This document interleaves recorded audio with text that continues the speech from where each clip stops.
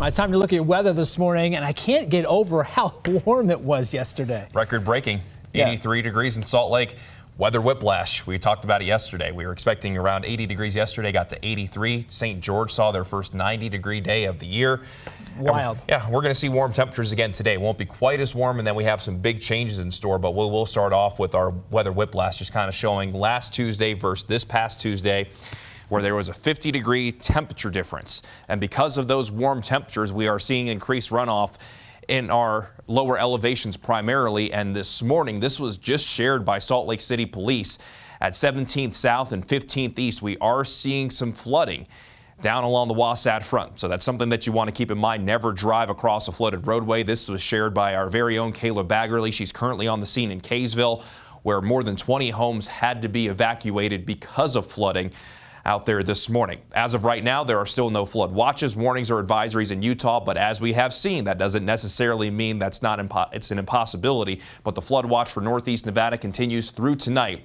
And we do have an aerial flood warning right on the Elko and Eureka County line, just to the southwest of Elko, because of flooding that is being caused by snowmelt. When it comes to Utah's flooding concerns, some rivers will be running high, swift, and cold, including those streams that run off primarily in the lower elevations. Some slot canyons might be inundated with runoff, so avoid those backcountry hazards, especially in southern Utah. And what you can do is clear deep snow from foundations, clear those drainage paths, and make sure that you just stay up to date. We have a full list of flooding information on our website on abc4.com. And another thing that we're keeping a close eye on, the avalanche danger. The avalanche warning for our northern Utah mountains and foothills continues through 6 o'clock tomorrow morning. Avoid any slopes over 30 degrees.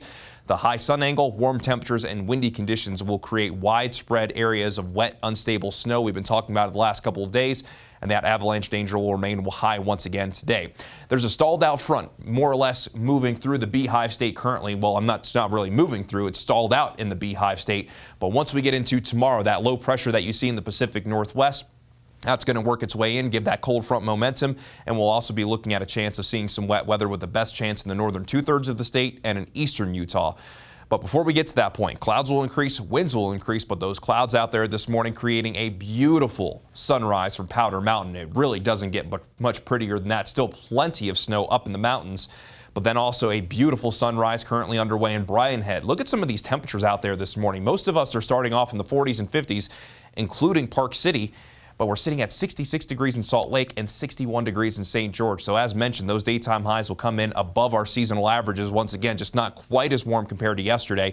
Mainly low to mid 70s, the Wasatch Front, low to mid 60s for the Wasatch Back. 69 degrees in Cedar City, 84 degrees in St. George, and a daytime high of 84 degrees in Moab. So let's go ahead and begin the futurecast. You'll see that stalled out front more or less across the northwestern portion of our area this afternoon. And behind that front, as that low pressure approaches, we could see a few scattered showers in the northwestern corner of our area, but I think for the bulk of us, we stay dry through today. But as we go into tonight, that cold front starts to get a little bit of momentum as that low pressure begins to work its way in. And from the overnight hours into tomorrow morning, we'll see valley rain and mountain snow spread across northern Utah, including the Wasatch Front.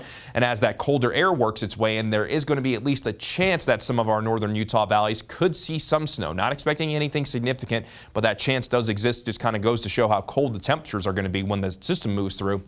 And then by tomorrow afternoon and evening, the bulk of what we'll see will be in southeastern Utah, and then some residual moisture and some energy on Friday could lead to isolated showers in the northern portion of the state. But if you're wondering how much snow we could potentially see when it comes to our valleys, expecting mostly rain, but I wouldn't be surprised if some spots on grassy surfaces maybe pick up around an inch. Benches traced at 2, mountain valleys traced at 3. Also throw Logan in that as well, in Cache Valley. Meanwhile, the mountains could pick up anywhere between 2 and 8. So nothing significant, but we could definitely add more snow to the equation, especially up in the mountains, and hopefully that could help stabilize things when it comes to the snow melt that we've seen. As for St. George, we get 80s for today, but then we're dropping to the low 70s Thursday and Friday, looking to be mostly dry in St. George. I wouldn't be surprised if we see a few showers tomorrow as far south as Cedar City, but then as we get into this weekend, another warming trend begins. Should be in the low 80s again by Sunday. Then along the Wasatch Front, it's low to mid 70s for today. Windy conditions, a chance for rain and snow showers for tomorrow. Again, mainly valley rain and mountain snow, with that chance that we could see that changeover. A daytime high of only 48 degrees, so we're going to get much cooler over the next couple of days.